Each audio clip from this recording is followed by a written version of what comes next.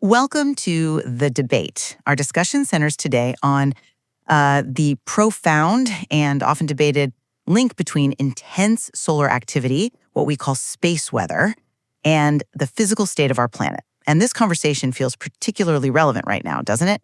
With the interstellar object 3iAtlas currently passing through our solar system, heading towards the sun and already causing noticeable geomagnetic disturbances. It absolutely does. Yeah, that event really sharpens the focus on our core question today. Do these massive cosmic disturbances fundamentally influence human collective behavior, maybe even historical outcomes? Or are their demonstrable physical impacts largely confined to, well, our technology? Precisely. So the central question we're tackling is this. Does the evidence suggest that intense solar activity, things like major solar flares and coronal mass ejections, exert a primary physical influence, one capable of triggering large-scale, non-technological terrestrial phenomena, perhaps even shifts in collective human behavior? Or are the observed correlations really secondary effects, limited strictly to technological vulnerabilities? Okay, and I'll be arguing today that the verifiable physics-based impacts are primarily confined to those electromagnetic effects on, technical infrastructure and specific documented physical accidents. And I will present the case for a more pervasive, physics-based cosmic factor, essentially arguing that the timing of major historical cycles, especially those involving mass action, can be traced directly back to the sun's rhythmic influence. Right, so my position really stems from the historical cycle analysis pioneered by Alexander Chizevsky. He argued, quite forcefully, that the entire rhythm of human collective activity is fundamentally governed by a cosmic factor, the sun's approximately 11-year activity cycle. Now, his exhaustive review, looking at historical events from antiquity all the way to the 20th century, concluded that the sheer number of major historical events, big shifts, increases dramatically, and it reaches a maximum during the sunspot peak. He saw this peak tension manifesting as, well, he termed it psychosocial kinetic energy, things like revolutions, large-scale migrations, major expeditions, wars. For Chizevsky, the rising solar activity literally transformed society's sort of potential energy into kinetic energy. And you look at the timing, the synchronicity of major turning points like the revolutions of 1830, 1848, 1917, they coincide remarkably well with solar maxima. It just seems too regular to be mere coincidence. Look, I absolutely acknowledge the compelling nature of the historical correlation data from Chizevsky's work. It's extensive. But from my perspective, we really must prioritize established physical mechanisms. While solar activity certainly creates severe terrestrial disturbances, I think the verifiable consequences largely point to a clear weakness, our infrastructure vulnerability. It's not about hypothesizing some kind of direct social command from the sun. We know that solar flares and CMEs trigger geomagnetic storms. And these storms, well, they induce electrical flows, geomagnetically induced currents, or GICs, just following Faraday's law of induction. This mechanism gives us a verifiable, physics-based explanation for certain documented, otherwise unexplained terrestrial events. You mentioned historical examples. Think about the correlation between the major World War II geomagnetic storms, specifically 1938, 1940, 1941, and these simultaneous, mysterious explosions reported globally at munitions factories and arsenals. It's plausible that GICs induced small but sufficient currents, maybe around 0.3 amps, 10 volts, something like that, in the highly sensitive spiraled coils of electric blasting caps, initiating detonation.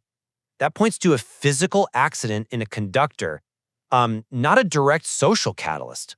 Okay, your explanation of GICs as a trigger for, let's say, technological accidents is strong. I grant you that. But that brings us directly to the scale of influence, doesn't it? Is the sun merely capable of causing a large current in a relatively small conductor like a blasting cap wire? Or is it a more subtle, pervasive energy shift influencing billions of nervous systems simultaneously? because the statistical correlation that Chizhevsky found between the 11-year cycle and large-scale human conflict or mass movements, it's so strong and seems so universal that the sun's influence feels like it must be fundamentally direct.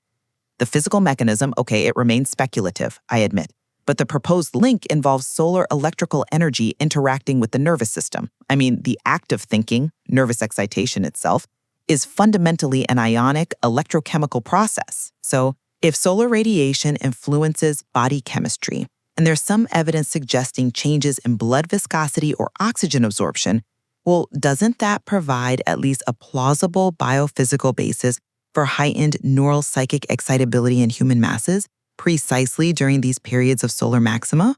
I appreciate you detailing that theoretical biophysical link, but here's the sticking point for me.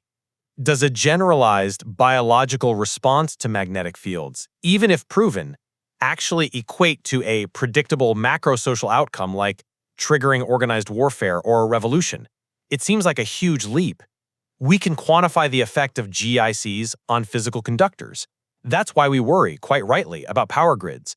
The 1989 Quebec blackout is the classic example, or satellites in low Earth orbit which can experience deep dielectric charging during CMEs. These are measurable risks. The challenge I see with Chizhevsky's model is, well, how does it account for the difference in geopolitical tension or the type of mass action during cycles that might have similar sunspot counts? Even Chizhevsky acknowledged that antecedent political and economic factors matter, determining what happens. So that leads me to believe the crucial mechanism linking solar energy directly to social decision-making on that scale is, well, it's still missing, or at least unsubstantiated from a hard physics perspective. Yeah, I frame the issue more around causation versus maybe timing or amplification. The GIC theory explains how a solar storm causes a specific physical accident like stored explosives detonating, particularly, as you noted, in geomagnetically sensitive areas or areas with low ground conductivity. That's a pretty clear direct cause and effect model.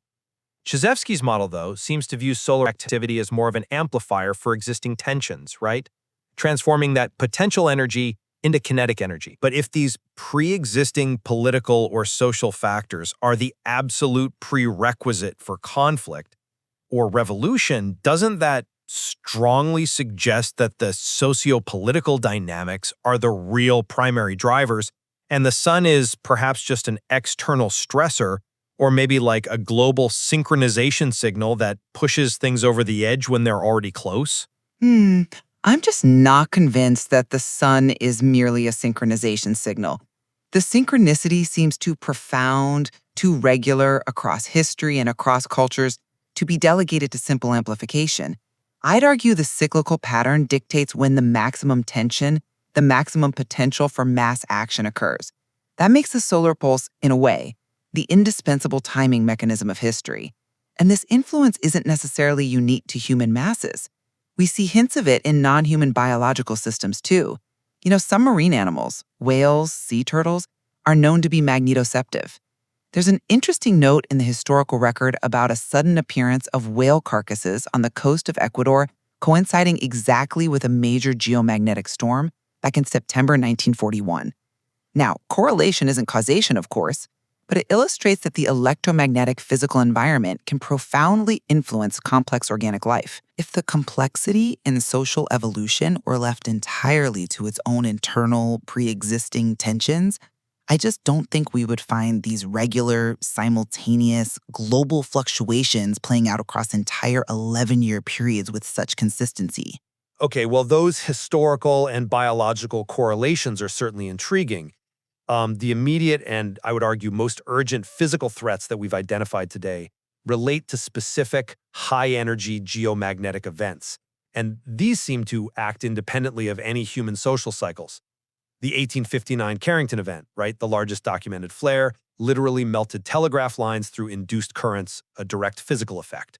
More recently, the 1972 solar storm reportedly caused the sudden detonation of large numbers of magnetically influenced sea mines off the coast of North Vietnam. That seems like a perfect modern example of GICs triggering a physical, non-human event, basically a weapon being neutralized by a magnetic field interaction. And furthermore, when we look at analyses of ancient extreme events, these so-called Miyake events found in tree rings, They suggest radiation exposure and total energy perhaps 10 times stronger than Carrington. That indicates a profound, physically destructive potential influence that's fundamentally non-social and really demands our focus for technological mitigation today. Right, and I fully agree that the specific technological disruptions caused by GICs are real and absolutely urgent. But I would argue that these instances actually reinforce the overall theory rather than refute it.